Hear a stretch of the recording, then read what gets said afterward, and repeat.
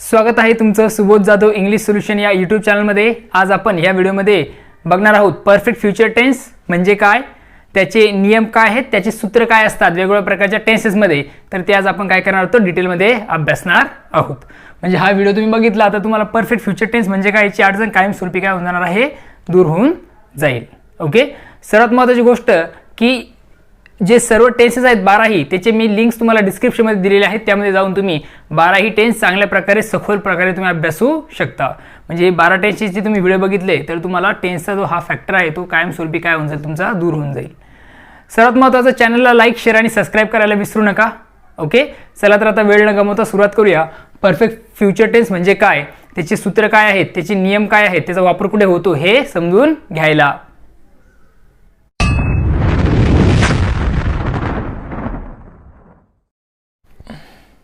Perfect future टेन्सला मराठीमध्ये म्हणतात पूर्ण वर्तमान काळ।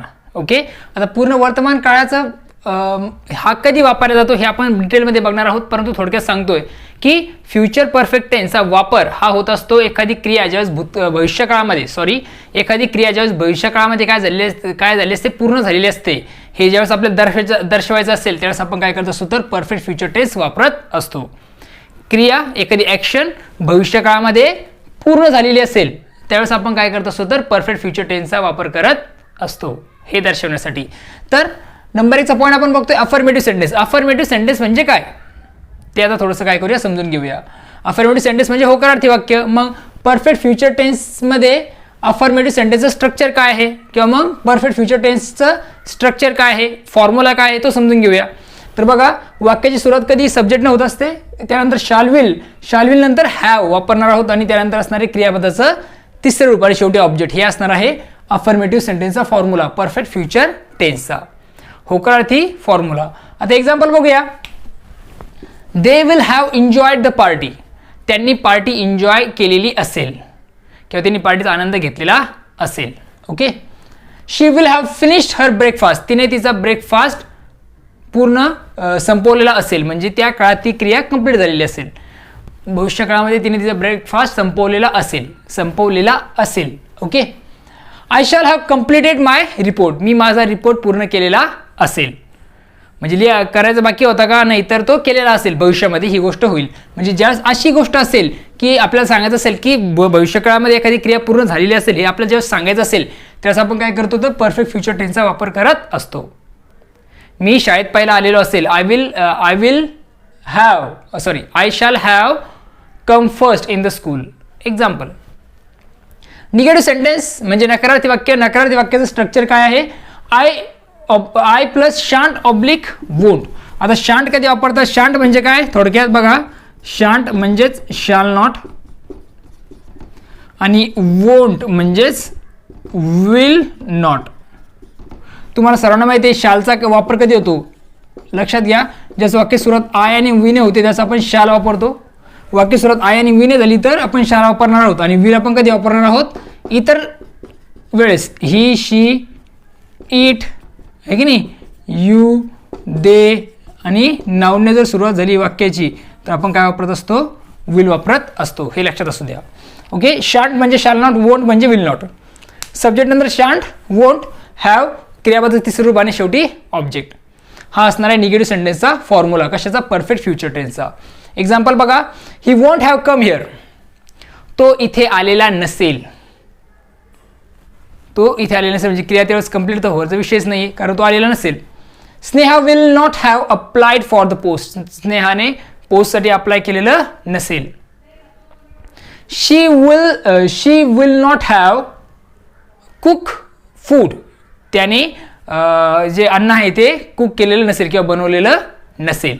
अशा प्रकारे आपण काय करू शकतो तर वाक्य बनवू शकतो। विल नॉट लिहा किंवा वोंट लिहा तरी चालेल। ओके, पुढचं वाक्य बनवू शकतो, I shan't have completed my homework, मी माझं होमवर्क कंप्लीट केलेला नसेल। ओके, अशा प्रकारे तुम्ही निगेटिव्ह सेंटेन्सचं वाक्य बनवू शकता। ओके, त्यानंतर आहे इंटरॉगेटिव्ह सेंटेन्स। इंटरॉगेटिव्ह सेंटेन्स म्हणजे काय, प्रश्नार्थक वाक्य। मग प्रश्नार्थक वाक्याचं सूत्र काय आहे परफेक्ट फ्युचर टेन्सचं।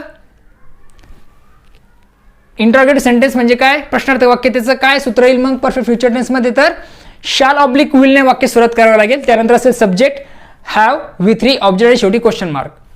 निगेटिव्ह स्ट्रक्चर काय असेल, shan't oblique won't plus subject have plus V3 plus object शेवटी क्वेश्चन मार्क द्यायला विसरायचं नाही. हा क्वेश्चन मार्क म्हणून आपण ओळखत असतो की दिलेलं वाक्य इंटरोगेटिव्ह सेंटेन्स आहे. ज्यावेळेस तुम्हाला भविष्यामध्ये काय करायचं असेल, एखादा प्रश्न विचारायचा असेल, क्रिया पूर्ण झाली असेल आणि तुम्हाला प्रश्न विचारायचा असेल तर झाली आहे की नाही हे विचारायचं असेल तर अशा प्रकारचा फॉर्म्युला आपण वापरत असतो. Will he have help his friend, त्याने त्याच्या मित्राला मदत केलेली असेल का. Okay. Will Vikas have taken admission in school, विकासने शाळेमध्ये ॲडमिशन घेतलेलं असेल का. Okay. Won't they have constructed a new home, त्यांनी नवीन घर बांधलं नसेल का. ओके. म्हणजे त्यावेळेस ती क्रिया पूर्ण झाली असेल की नाही हे विचारण्यासाठी हे स्ट्रक्चर आपण वापरणार आहोत. कशाचं, इंटरोगेटिव्ह सेंटेन्सचं, परफेक्ट फ्युचर टेन्ससाठी. ओके. आय होप तुम्हाला तिन्ही स्ट्रक्चर कळालेले आहेत. थोडक्यामध्ये डायग्राम थ्रू तुम्हाला काय करतो मी परफेक्ट फ्युचर टेन्स समजून सांगतो आणि त्यानंतर आपण यूज बघणार आहोत. परफेक्ट फ्युचर टेन्स आपण डायग्राम थ्रू समजून घेतोय. बघा, हा आहे पास्ट म्हणजे पास्ट टाइम आहे, हा आहे future time, time of talking ज्याला आपण म्हणतो टाइम ऑफ टॉकिंग किंवा स्पीकिंग, आहे की नाही. बोलण्याचा हा वेळ आहे, हे तुम्ही आहात किंवा मग मी आहे. ओके. इथे आपण बोलतो, इथे आपण वाक्य काय करणार आहोत, बोलणार आहोत. म्हणजे सध्याच्या काळात आपण बोलतोय आता. आणि घटना जी आहे ती कुठे इथे तरी काय होणार आहे, ती कुठेतरी पूर्ण होणार आहे. ॲक्शन विल हॅव कम्प्लीटेड, इथं भविष्यात ती कुठेतरी पूर्ण होणार आहे. जर अशी परिस्थिती असेल जसं आपण इथं बोलतोय ॲक्शन इथं कम्प्लीट होणार असेल तर आपल्याला काय करायचं असतं, तर परफेक्ट फ्युचर टेन्स वापरायचा असतो. एक्झाम्पल बघा, ही will have brought a car, त्याने कार त्याने कार आणलेली असेल. म्हणजे इथे कार आणण्याचं काम त्यांनी केलेलं असेल. ओके. म्हणजे इथे ॲक्शन कंप्लीट झालेली असेल. अशा परिस्थितीत आपण अशी जर घटना सांगायची असेल की एखादी गोष्ट भविष्यात कंप्लीट झालेली आहे असं सांगायचं असेल आपल्याला, तर आपण काय करत असतो, परफेक्ट फ्युचर टेन्सचा वापर करत असतो. बोलण्याचं काम इथे पण कंप्लीट ॲक्शन कुठे होती, इथे होती, हे दर्शवण्यासाठी आपण परफेक्ट फ्युचर टेन्सचा वापर करत आहोत. ओके. आय होप तुम्हाला समजलेलं आहे.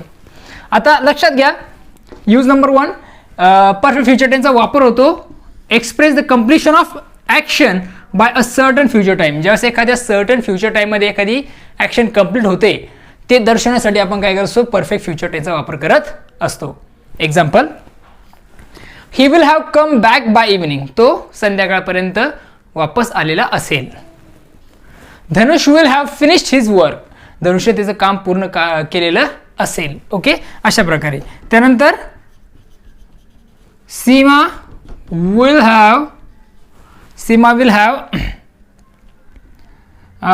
Will have completed